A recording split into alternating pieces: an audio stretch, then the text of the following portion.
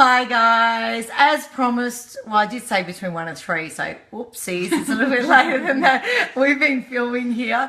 So it's Mel from IntimacyTV. And it's Dom, hi. And we have had a bit of fun filming today with some amazing skincare that lovely Dominique is working with.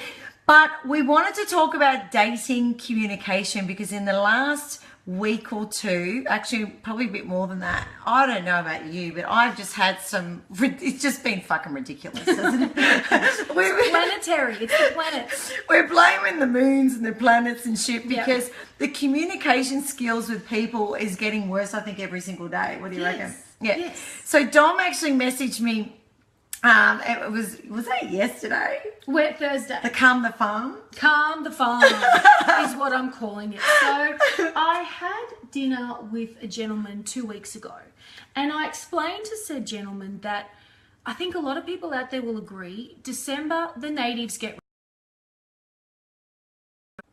If the shit hasn't hit the fan, it's about to, like, I don't know about you, but I'm working a full-time job and I'm running a small business and I'm consulting and I have functions every single weekend till Christmas. So It's a silly season. Yes, Yeah. yes. Yeah. So I was incredibly honest with this gentleman. I said, I can't catch up with you next weekend because of X, Y, Z. But why don't we catch up the following week after work? I will call you the following week when I am free. And I thought that was really good. Like, I was honest, I'm not blowing you off, but it's crazy. I'm busy. Yeah. Enter daily text messages. Phone calls, 9:30 p.m., 9:45, 10 o'clock. Did you answer any of them? No. Because here's My phone's on Do Not Disturb. No one Yes. can contact me at all Yes, after, but- I think, 7:30, 8 o'clock at night. I love And it. then I felt the next day, I felt really awkward. Like I had to justify, I'm really sorry I didn't answer the phone. It's just that I was in a meeting after work and then this morning I've had to do this thing. Yeah, I was asleep. Yeah. And then I felt really bad that I had to justify why I couldn't communicate to this person when he wanted. Yeah. And you should never feel bad about setting boundaries. Set your boundaries and stick to them. Yeah, exactly. But I don't know how I could have communicated that any clearer. So part of it is, like when someone meets somebody and they really like them, they become extremely keen, I think is the word. Yeah, and this guy's like super keen. Yes, he's crossed over to stalker country. And I would love to have a chat. And I did say, I'm happy to chat with you at this designated time when I'm free. Not 2 hours before. I know, but that's the thing. They want to make sure that, like in this situation, the guy has met you, he really likes you, he's really keen, he goes, I've found a really good catch. I want to make sure that I don't lose this catch to some other guy at some Christmas party that's going to be coming up. Let's hope so. Right? But that's what happens, they want to... It's funny, we complain when they won't lock us in, which I had a massive rant on, the whole dating is fucked post. So if you didn't see that, you need to see it, and then you need to watch the video, which is a comedian where she's just so funny. Oh, yes, I posted where that. she went, yes, where dating is fucked. But I do this rant where, I'm talking about, how dare we express our feelings? How dare we say that we'd like to see someone more than once a fortnight? Because you're just going to get bitch slapped for it. So we've got these two extremes. You've got the one where you can't lock them down, which quite frankly, if someone doesn't want to actually lock you down, fuck them off. Yes. Because then they're not really that into you. It's only going to be on your terms. So we've got to watch this with this conversation that we're talking about, because on the flip side, you've got someone that's really keen that wants to lock you down because they really, really like you. And then they want to make sure that, they've locked something in, even if it's not immediately, even if it's, say a week from today, so they have something to look forward to and they feel a little bit more secure. So in this situation, you've got both. You've got the person that wants to feel more secure and the person that's busy that isn't making that person feel more secure. But I know. I said, let's catch up on this day. I will Well, at least he's saying, this time. Well, he wants to not just, is he saying he wants to, did you lock in a day to physically see each other? Yes. So that's a good thing. But if you're just saying, I'm just going to have a chat with you. No. Yeah. So this one was messaging me going, oh my God, he just keeps messaging like all fucking day and night. And it's funny because you know what is a really nice thing that doesn't happen for very long, by the way, is when you actually meet someone And I really like waking up in the morning and actually having a message from them, you know, and, you know, mind you, I got one of those messages and I went, it's Friday? Yeah. And I'm like, it's Friday? And it was like, where have you been? I'm like, mate, it's been a busy couple of weeks. It's all a blur to me. The fact that it's Saturday today is, wow. It's the weekend. Oh, my God.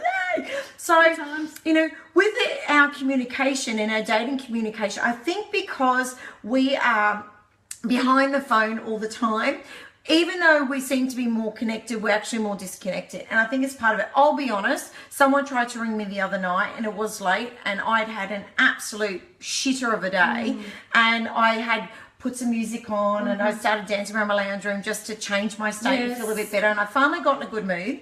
And, you know, he was like, well, can I talk to you? I'm like, well, it's freaking 11 o'clock at night. Like, no. Yes. Boundaries. Boundaries. And I set boundaries and I said, you know, to be honest with you right now, I actually don't want to have a physical conversation with someone. I'm actually happier doing this. Or I've had 4 conversations happening in text, not with guys, but, you know, like I'm dealing with business stuff while I'm texting. So sometimes it is more convenient. However, we also need to consider what's happening on the other side. So I talk about the 5 love languages, and I think it's really important to actually know which one your love language is, because we keep communicating with people, we treat people how we want to be treated, and it's incorrect. You should actually treat people how they want to be treated. Now, in this case, this is new. You've only just met the person, but still knowing your own love language is really important. So, you know, with dating, let's try and make sure that we are more clear. But I think this word boundaries is a massive one, you know. So for me, I was with someone yesterday and I set boundaries and I said, you know, well, these are my boundaries. I have my non-negotiables and these are my boundaries and I'm not comfortable in this situation, you know, and when I'm comfortable, I'm happy to do this. But until then, this is the way it's going to work. I'm a woman and I need to look after my personal safety. Right? Word. So this is something that, you know, boundaries. Like, if you got yours set, you know, and how do you communicate that out? Well, in this situation, I thought I'd made that very clear. Obviously, I need to work on my communication skills.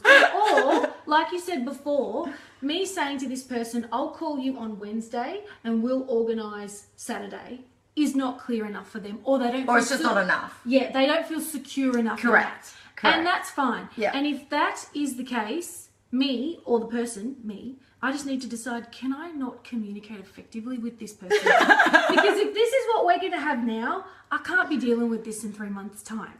See, now the other thing that I actually quickly mentioned was be careful what you ask for with the universe, because we have a habit of saying, I had this conversation last night with a friend of mine, and he was saying that, you know, he's had all these long-term relationships, but he's finally got one where his partner is super, super supportive, and he's never had that, and that's what he wanted so much. He kept saying, I really want a partner who is so supportive of me and what I do for once, instead of it being the other way around.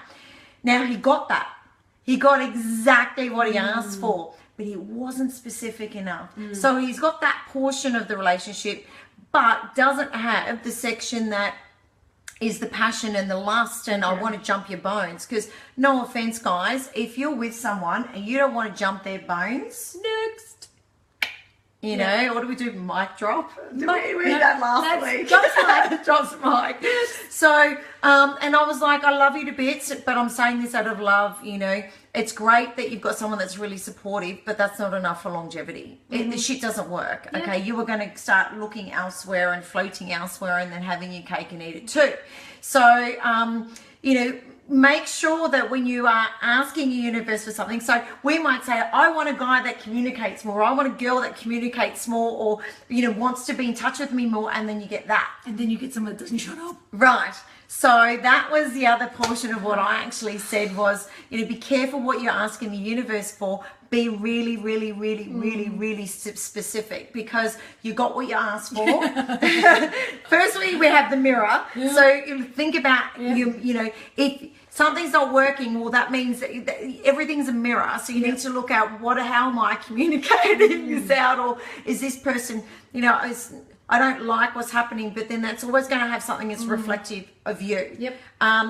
Make sure you're very clear with what you're asking for. I met someone that, you know, would give me absolutely everything that I would like, but we have a non-negotiable that I don't think I can get past. Yeah. So that non-negotiable was a major issue for me, and I've just gone, damn it, I've asked the universe for this, and this, but I didn't get clear enough of what I'm actually wanting. So look, there are plenty of fish out in the sea, guys. Plenty. So, you know, make sure that you're communicating, I think, to yourself. Yes. I think it's the first thing, is get really clear within yourself of what you want. And take your time to do that. Yeah. Don't oh my just God, throw it out totally. there and then be like, this is not what I ordered, because that's what you asked for. I'm going to go through the drive-through again. Yeah. Hello, what would you like? I like fries with that. Start again. So get clear. Get very really clear. With your intentions. Know your boundaries. Know your boundaries, and don't apologize for them. No. And don't apologize for this them. was on yesterday's Facebook Live. Was about the 5 habits of extremely highly desirable women. And one of those was knowing your boundaries, but being confident to communicate those boundaries. And don't you know, we all have boundaries, guys and girls, and you don't have to negotiate them. No. There are freaking billions of people on the planet. Why the hell do you think you need to negotiate what you want? There is negotiating and there's compromising. Yes. But your boundaries and your non-negotiables, why do we need to throw them out? Because what? People tick, you know, so-called freaking boxes. And the checklist, that goddamn fucking checklist. And, you know, but you know, your non-negotiables, I don't believe in a checklist. I believe in a non-negotiables. Yeah. All right, which is why I've only got 2 things on there. And those 2 things, unfortunately, have come up, and I'm like, God damn it! Yeah. Great person, but the universe is going to keep giving you the lesson until you learn it. Boom. Okay, Mike. Drop. Mic. I'm really sorry to burst everyone's bubble, but if you keep attracting the same person and you keep attracting the same situation And the same relationship, you need to learn, grow, and move the hell on. Yeah, and until you've actually learnt and grown, you're going to keep having the rinse and repeat. Yep. Rinse and repeat. And this is also with friendships, by the way. Huge with friendship. Oh my God. Particularly with women. We just keep attracting, we get stuck into that cycle of this is comfortable, so I'm just going to do this, I'm just going to stay here, even though it's toxic, even though it's dangerous, even though I'm not getting anything from this. This is my comfort space. Yeah. Move on. Yeah, yeah. So key here is communicate, communicate, communicate. Not just so you understand, but so that person understands. And if that person doesn't understand, hashtag next. Or maybe just try it in slightly different language. Yeah. But you can't, I just think you can't continuously be justifying what your lifestyle is or what your choices are. Yeah. You don't need to justify your boundaries. You don't talk to anyone after 10 p.m. You don't talk to anyone after 10 p.m. Call it 9.